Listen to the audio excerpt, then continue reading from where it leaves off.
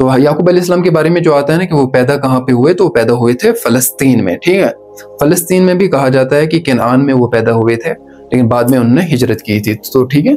Burn कहाँ पे हुए थे? पैलेस्टाइन में, फलस्तीन में। ये तो मैंने पिछली क्लास में आपको कहा था ना कि याकूब अलैहिस्सलाम का एक और भाई था जो उससे पहले बड़ा था, लेकिन बाज़ रिवायत में आता है कि मतलब वो जुड़वा भाई थे, ठीक है। उनके साथ याकूब अलैहिस्सलाम को, जब याकूब अलैहिस्सलाम बड़े हो गए ना, याकूब अलैहिस्सलाम बड़े हो गए, तो इनका जो अब्बा था इसहाक अलैहिस्सलाम, वो इनको बहुत दुआएं देने लगा और बहुत सारी हमदर्दी करने लगा। तो इसके भाई को भी हसद इससे पैदा हो गया, वो जुड़वा था, ठीक है, इससे हसद पैदा हो गया और तभी वो वहां से भागा था। और इसने कहा था, ये जो इसहाक अलैहिस्सलाम थे, उन्होंने कहा था याकूब अलैहिस्सलाम को कि आप किसी भी कनानी औरत से शादी नहीं करना, बल्कि आप जो है लाबान जो है ना, उनके मामू, उनकी बेटियों से शादी करो। वो फद्दान में रहते थे, ये कहा जाता था, हुर्रा उस जगह का नाम है, लेकिन फद्दान जो है तारीखी रिवायत में आता है कि फद्दान उस जगह का नाम था जहां उनका मामू रहता था। कहा आप वहां जाओ, बाबुल में, बाबुल के शहर में पड़ता था, कहा आप वहां जाओ और उनसे उनके यहाँ रहो और उनसे शादी करो, उनकी बेटियों से। तो फिर याकूब अलैहिस्सलाम ने यहाँ से हिजरत की थी, फलस्तीन से, ठीक है, यहाँ से कनान से हिजरत की और फद्दान चले गए थे, ठीक है। तो जैसे उन्हें हिजरत के लिए गए ना, तो यहाँ से याकूब अलैहिस्सलाम चले फलस्तीन से हिजरत के लिए, तो रास्ते में कहा जाता है कि याकूब अलैहिस्सलाम जो है कि मतलब वो सोए थे, एक पत्थर पर उन्होंने तकिया लगाया, पत्थर को तकिया बनाकर सो गए। तो उन्हें ख्वाब देखा कि फरिश्ते उतर रहे हैं, आसमान के दरवाजे खुल रहे हैं, सीढ़ियाँ आसमान की तरफ लग रही है, मतलब आसमानी फरिश्ते नीचे उतर रहे हैं, इधर से भी फरिश्ते जा रहे हैं। तो उन्होंने उस पत्थर को निशान रखा, कहा यहाँ मैं मस्जिद बनाऊंगा, मतलब अल्लाह की इबादत के लिए कोई मखसूस घर यहाँ पे बनाऊंगा। इसलिए उनने वहां पे क्या कर दिया, तेल लगा दिया उस पत्थर को, मतलब तेल लगाया ताकि यहाँ पे मैं वापसी पर फिर से मस्जिद बनाऊं। तो यहाँ से ये चले गए थे, फिर फद्दान चले गए। फद्दान जब ये पहुंचे ना, तो इनका जो मामू था, ठीक है, मामू लाबान उसका नाम था, उसकी दो बेटियां था, एक का नाम था लिया, ये बड़ी थी, दूसरी का नाम था राहील, ये बहुत खूबसूरत थी, राहील के बारे में आता है, ये बहुत खूबसूरत थी। तो जब याकूब अलैहिस्सलाम इनके यहाँ गए रिश्ता के लिए, तो उसने कहा, ये जो मामू थे इनके लाबान, इसने कहा कि आपके पास कोई पैसे हैं, आप मेरी बेटी से शादी करना चाहते हैं, तो आपके पास कुछ पैसे भी हैं? उसने कहा पैसे तो नहीं है, लेकिन मैं आपके यहाँ मजदूरी कर सकता हूँ। तो उसने कहा कि आपको हमारे यहाँ 7 साल काम करना होगा, स्लेवरी इख्तियार करनी, गुलामी इख्तियार करनी होगी, फिर मैं आपको अपनी बेटी से शादी करूंगा। तो याकूब अलैहिस्सलाम ने भी शर्त रखी कि हाँ, लेकिन एक शर्त मेरी भी है कि फिर आपको किससे निकाह करवाना है? राहील से, ना कि बड़ी बेटी लिया से, ठीक है। अब उनने 7 साल बिल्कुल खिदमत कर दी याकूब अलैहिस्सलाम ने। तो अब जब वो टाइम आया कि बेटी आपको देनी है, तो क्या हुआ, लाबान ने, इनके जो मामू थे, ये हाकिम भी थे वहां के फद्दान के, तो इन्होंने रात को उनके घर में, याकूब अलैहिस्सलाम के घर में बड़ी बेटी लिया भेज दी। बड़ी बेटी जो थी ना इनकी लिया, हालांकि मुआहिदा किसके साथ हुआ था? राहील के साथ, लेकिन उन्होंने क्या कर दिया, लिया भेज दी। सुबह उठे, उन्होंने कहा कि आपने तो गलत कर दिया मेरे साथ। सब बुजुर्ग वहां पे बैठे थे, मतलब सारे उस फद्दान के लोग, बड़े बड़े लोग वहां पे बैठे थे। उन्होंने कहा तो आपने तो हमारे साथ गलत कर दिया। भाई क्यों? कहा मैंने तो मुआहिदा किया था राहील का, तुमने तो लिया भेज दी, ये तुमने गलत किया। तो उसने कहा लाबान ने कि अगर तुमने लिया, ये राहील से शादी करनी है ना, तो फिर तुम्हें फिर से 7 साल गुलामी करनी पड़ेगी, मतलब हमारे यहाँ पे काम करना पड़ेगा। तो उसने कहा ठीक है, 7 साल और गुलामी कर दी। तो फिर जो है राहील से शादी हो गई, मतलब याकूब अलैहिस्सलाम की, ठीक है। तो याकूब अलैहिस्सलाम के बारे में आता है कि इनकी 4 बीवियां थी। ये तो हुई ना, एक तो लिया, दूसरी राहील, नंबर 3 जुल्फा, ठीक है, जुल्फा, और नंबर 4 बल्था। और ये जो जुल्फा और बल्था है ना, ये लाबान ने ही फिर गिफ्ट कर दी थी, हदिया, बांदियां होती थी ना उस टाइम पे, तो बांदियां, ये 2 बांदियां थी, ये गिफ्ट कर दी थी किसको? इन 2 को, याकूब अलैहिस्सलाम की बीवियों को, लिया और राहील को। तो लिया और राहील ने क्या कर दिया, हिबा कर दी याकूब अलैहिस्सलाम को, मतलब एज अ गिफ्ट दे दी, तो वो भी फिर बीवियां ही बन जाती है। तो फिर लिया से जो है वो 4 बेटे पैदा हो गए, ठीक है, राहील से 2 हो गए, और जुल्फा से 2, और बल्ता से 2, कितने हुए? 2 2 4 2 6 6 4 10, ठीक है। नहीं, इनसे 6 बेटे पैदा हुए, 3 3, ठीक है, 3 3 6 बेटे पैदा हुए इनसे, और इनसे 6 4 कितना हुआ? 10 तो 2 12, ठीक है, हो गए 12 बेटे, और इनकी एक बेटी भी थी, ठीक है। चलो उसके बारे में हम बाद में पढ़ेंगे। तो लिया से फिर 4 बेटे पैदा हो गए, और राहिल से भी 2 बेटे पैदा हुए, दुल्फा से भी 3 हो गए और बल्ता से भी 3 बेटे पैदा हो गए। अच्छा, इनका बेटों का जिक्र तो हम करेंगे, लेकिन इससे पहले याकूब अलैहिस्सलाम के शजरे नस्ब के बारे में जानते हैं, ठीक है, जो हम हर एपिसोड में जानते हैं। याकूब बिन इसहाक बिन इब्राहिम, ठीक है, इब्राहिम बिन आजर, ठीक है, आजर बिन नाहूर, फिर इसी तरह से उधर नूह अलैहिस्सलाम तक, फिर आदम अलैहिस्सलाम तक जो मैंने पढ़ा है। वो तो बहुत लंबा शजरा हो जाता है, लेकिन इनका ये शजरा मिलता है। तो इनका जो बेटा था ना, मैं इसको मिटा दूंगा, इनकी जो औलादें थी, ठीक।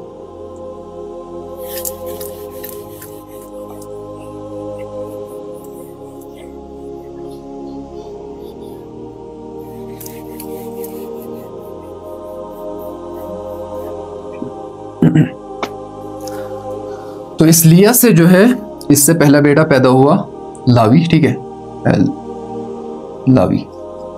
नंबर 2 यहूदा, नंबर 3 शमून, और नंबर 4 रुबीन, ठीक है, रुबीन। ये 4 बेटे किससे पैदा हुए?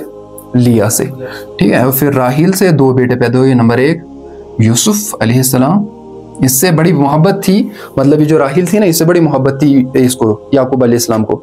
लेकिन जैसे ही बिन्यामीन पैदा हो गए ना, ये मर गई थी। मतलब उसी में जो दर्द होता है ना, बिन्यामीन बच गए लेकिन ये गुजर गई थी। तो यूसुफ अलैहिस्सलाम और दूसरे बिन्यामीन, ठीक है, बिन्यामीन। असल में इनको कहा जाता है अरब, उसमें हिब्रियों में इनको कहा जाता है, इब्रानी में शद्दाद, ठीक है। तो इसका नाम लेकिन बिन्यामीन है। तो ये यूसुफ और बिन्यामीन इससे पैदा हुए। और फिर इससे भी फिर जुल्फा से 3 बेटे, और इससे भी बल्था से भी 3 बेटे, ठीक है। उनमें से नंबर 1 अश्चार, और नंबर 2 दान, नंबर 3 नफ्ताली, ठीक है, नफ्ताली। और नंबर 4 जाद, नंबर 5 अशीर, ठीक है, अशीर और ज़बूलून, ज़बूलून। ये याकूब अलैहिस्सलाम की औलाद हैं, 12 औलाद है। और उनकी एक और बेटी थी जिनका तारीख में नाम नहीं आता, उनका भी नाम है लेकिन मुझे अभी पता नहीं उसके बारे में, उसका क्या नाम था। लेकिन ये 12 बेटे थे, किसके? याकूब अलैहिस्सलाम की। याकूब अलैहिस्सलाम की लाइफ के बारे में आता है। और हाँ, भाई का, हाँ, बहन तो थी। 12 बेटे और बहन एक थी। वो कहा जाता है कि मतलब इन्हीं की थी, ये इसकी लिया की थी बेटी वो, ठीक है। वो जो ये जो लिया है ना पहली बीवी, इसी से वो थी। ये कहा जाता है कि मतलब, या तो कहा जाता है 2 रिवायतें मिलती है, एक तो लिया की थी, एक कहा जाता है राहिल की, लेकिन ज्यादा ऑथेंटिक यही है तो लिया की है। और तारीख में अलग अलग नाम आते हैं इन सब भाइयों के, ऐसे मिलते जुलते नाम आते हैं लेकिन अलग अलग। लेकिन ये जो नाम मैंने बताया ये ऑथेंटिक नाम है, मतलब यही तारीख में असल तारीख जो है इन्हीं नामों की है। तो ये याकूब अलैहिस्सलाम की लाइफ, और इनके बारे में कुरान में भी जिक्र है, तौरात में भी जिक्र है, हर जगह इनका जिक्र है।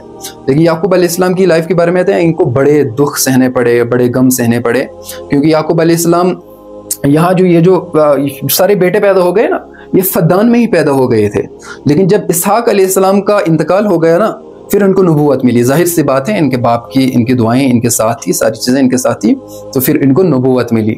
हालांकि ये फद्दान में भी लोगों के वो काम करते थे, मतलब नबूवत इनको वही मिली थी, ये काम करते थे। लेकिन फिर उन्होंने वो तख्त संभाला ना, किनान वाला, जहाँ पे इसहाक अलैहिस्सलाम थे, यहाँ से चले गए थे। लेकिन इनके बारे में आता है कि इनके भाई को अभी भी बुग़्ज़ था ना, तो याकूब अलैहिस्सलाम जब वापस चले गए किनान अपने बाप के यहाँ, तो इन्होंने कहा कि अपने चरवाहों से जो उनके साथ थे, कहा अगर आपको पूछेगा मेरा बड़ा भाई कि भाई तुम कौन हो, मतलब कहना कि हम याकूब के साथ ही हैं, हम याकूब के ही गुलाम हैं, चरवाहे हैं, लेकिन हम असल में उनका जो भाई है ना, उसका नाम बोल के कि मतलब हम उनके चरवाहे हैं। अब उनने ये बोल दिया तो उन्हें छोड़ दिया उनको, मतलब उसकी थोड़ी तारीफ कर दी ना तो उन्हें छोड़ दिया कि फिर वहीं रहने लगे, फलस्तीन में ही, केनान में ही रहने लगे। और फिर उन्होंने वहां से जो है नबूवत का काम स्टार्ट किया। तो फिर यूसुफ अलैहिस्सलाम के बारे में भाइयों को हसद पैदा हो गया। ये हम यूसुफ अलैहिस्सलाम की पूरी लाइफ स्टोरी में पढ़ेंगे ना, तो यूसुफ अलैहिस्सलाम के बारे में उनको हसद पैदा हो गया। फिर 40 साल और रोना पड़ा, जो उन्होंने कहा 40 साल रोना पड़ा, और बाज रिवायतों में तो कितना 80 साल रोना पड़ा। मतलब फिर ये आगे वाक़ियात आते हैं, वो हम याकूब अलैहिस्सलाम की लाइफ जो है यूसुफ अलैहिस्सलाम की उस लाइफ में भी ज्यादा आती है, यहाँ तो कम आती है लेकिन उसमें ज्यादा आती है।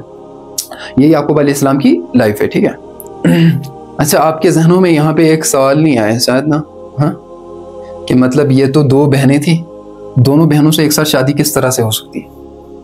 हाँ, है ना, हमारी हुकूमत में ये तो नहीं है ना कि हमारी 2 बहनों से किसी ने आज तक शादी की है, ना ही कर सकता है, शरीयत में इसकी बिल्कुल इजाजत नहीं है, ठीक है।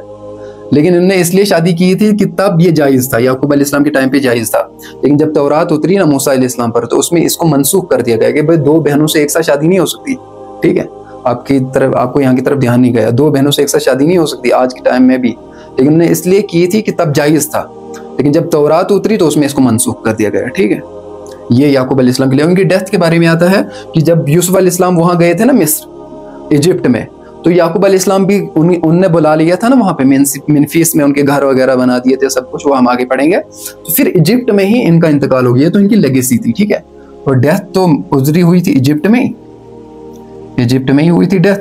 लेकिन उन्होंने वसीयत की थी कि मेरी जो कब्र है ना, वो मेरे दादा और मेरे बाप के साथ ही बना देना, इसहाक अलैहिस्सलाम के साथ। कहाँ पर? फलस्तीन में, ठीक है, पैलेस्टाइन में, वहीं पे बना देना। तो इनको इजिप्ट से फिर लिया गया था, वहीं इसहाक अलैहिस्सलाम और इब्राहिम अलैहिस्सलाम के साथ, दोनों के साथ वहीं कब्र बना दी गई थी इनका। आज भी जो है हेब्रोन है ना, पैट्रियार्क्स, वहां पर इनका मकबरा है, लोग जाते हैं, है ना। याकूब अलैहिस्सलाम के बारे में आता है, ठीक है। तो इनकी लाइफ स्टोरी थी। तो इनकी डेथ जो है वो कहाँ पे हुई थी? इजिप्ट में। लेकिन इनकी उम्र जो है वो क्या थी?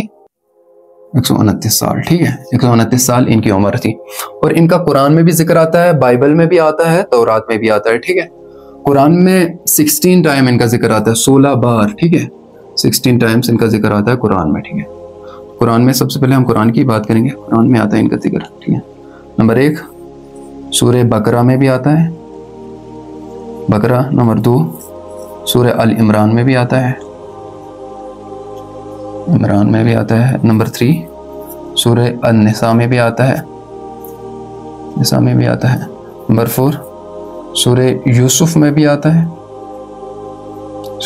नंबर 5 सूरह अनकबूत में भी आता है, अनकबूत में भी आता है। और नंबर 6 सूरह सौद में भी आता है। और नंबर 7 सूरह मरियम में भी आता है, ठीक है, मरियम में भी आता है इनका जिक्र, ठीक है।